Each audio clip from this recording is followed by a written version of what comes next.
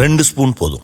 Line date syrup. இதுல iron, fibre, vitamins, நோய் எதிர்ப்பு சக்தி அதிகமா இருக்கு. Lion date syrup.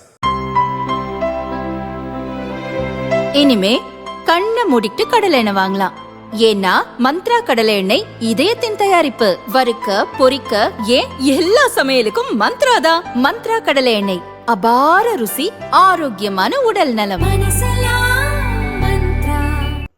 கன்னியாகுமரி மாவட்டம் குழித்துறையில் பாஜ மேற்கு மாவட்ட கட்சி அலுவலகத்தை பொன் ராதாகிருஷ்ணன் திறந்து வைத்தார்.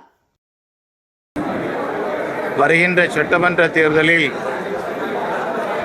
இந்த மேற்கு மாவட்டத்திற்கு உட்பட்டிருக்கக்கூடிய பத்னாபுரம், விளவங்கோடு, கிள்ளியூர் சட்டமன்ற பகுதிகளில் முழு வெற்றியை பெற வேண்டும் என்கின்ற உத்வேகத்தோடு கூட இந்த அலுவலகம் செயல்பட ஆரம்பிக்கின்றது. வருகின்ற ஒரு வார காலத்திற்குள்ளாக இந்த அலுவலகம் இந்த பகுதி மக்களுடைய குறை தீர்க்கும் அலுவலகமாக முழுமையாக செயல்படும் என்பதை தெரிவித்துக் கொள்கின்றேன். 2026 சட்டமன்ற தேர்தலில் தேசிய ஜனநாயக கூட்டணி வெற்றி பெற்று ஒரு மாபெரும் அரசை அமைக்கும் என்கின்ற முழுமையான நம்பிக்கை நமக்கு இருக்குது. கூட்டணிகள் இன்னும் முழுமை பெறவில்லை. 2 சைட்லையுமே, 2 சைடில் இல்லை, எந்த சைட்லையுமே முழுமை பெறல. ஆனால் எங்களுக்கு நம்பிக்கை இருக்குது. ஏறக்குறைய 200 இடங்களை கைப்பற்ற முடியும் என்கின்ற நம்பிக்கை இருக்குது.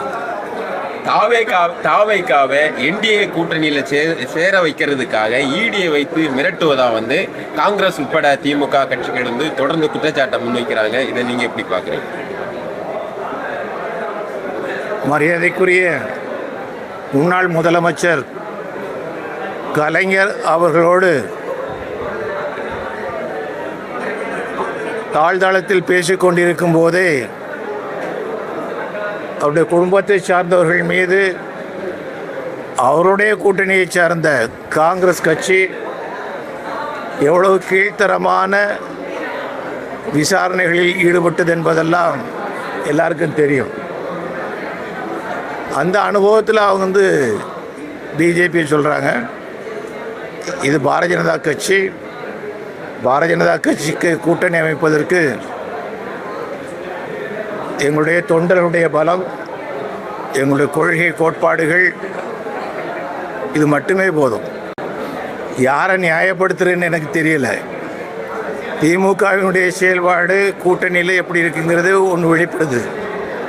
இன்னொன்று, குழப்பவாதிகள் கம்யூனிஸ்ட் கட்சிகள் அப்படிங்கிறது நிரந்தரமான ஒன்று.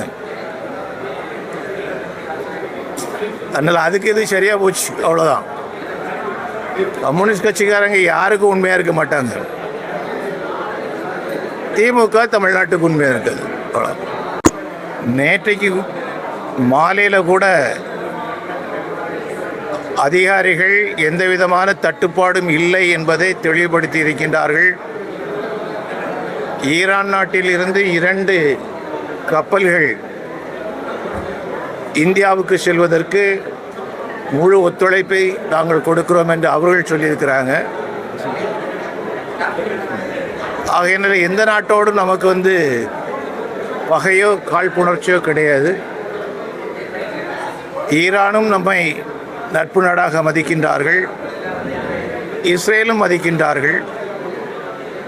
இதுதான் இந்தியா.